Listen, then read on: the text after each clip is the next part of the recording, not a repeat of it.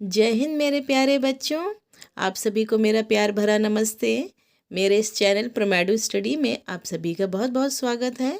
आज हम एक ऐसी कहानी सुनेंगे जिसे देखकर आप बहुत खुश होंगे और आपको समझ में आ जाएगा कि लालच करने का क्या फल होता है। तो चलो जल्दी से कहानी सुनते हैं। कहानी का नाम है लालची कुत्ता। एक गांव में एक लालची कुत्ता रहता था। उस कुत्ते का नाम था गिल्लू। वह गांव में घूम घूम कर खाने की तलाश करता था। वह इतना लालची था कि उसे जितना भी खाने के लिए मिलता उसे कम ही लगता। गांव के दूसरे कुत्तों के साथ पहले उसकी बनती थी, लेकिन उसकी इस आदत की वजह से सभी उससे दूर रहने लगे। लेकिन उसे कोई फर्क नहीं पड़ा। उसे सिर्फ अपने भोजन से मतलब था। कोई ना कोई आते जाते उसे खाने के लिए कुछ ना कुछ दे ही जाता था। उसे जो भी खाने को मिलता वो अकेले ही चट कर जाता। उसको लगता कि कोई भी उसका खाना ना छीन पाए। एक दिन उसे कहीं से एक हड्डी मिल गई। हड्डी को देखकर उसकी खुशी का ठिकाना ना रहा।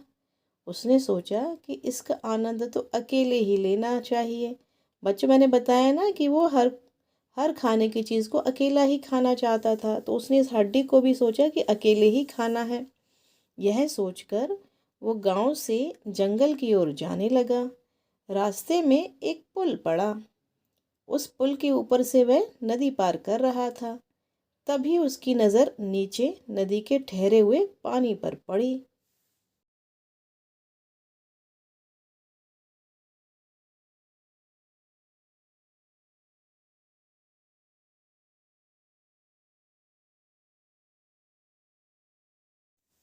उस समय उसकी आंखों में सिर्फ हड्डी का लालच था।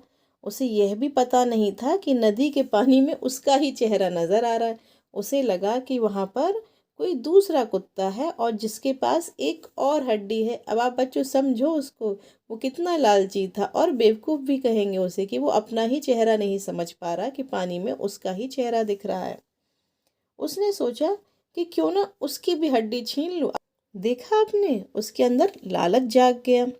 ऐसा सोचकर वह जैसे ही पानी में कूदा, उसके मुंह से हड्डी सीधे नदी जा गिरी।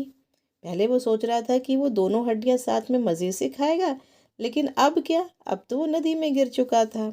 और जो मुंह में वो हड्डी पकड़े हुए था, वो हड्डी छूटकर पानी में गिर गई। और जैसे ही पानी में कुत्ता गिरा, तब उसे समझ में आया कि उसने क्या किया। तब उसे समझ में आया कि उसकी लालच की वजह से जो उसके पास एक हड्डी थी वो भी चली गई नदी में। उसे अपने किए पर बहुत पछतावा हुआ।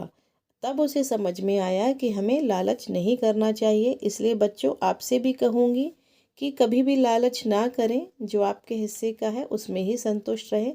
हाँ, प्रयास अवश्य करें, लेकिन लालच और प्रयास में बहुत अंतर होता है। लालच नहीं करना है। फिर मिलती हूँ आपसे नेक्स्ट वीडियो में। तब तक के लिए थैंक्स फॉर वॉचिंग।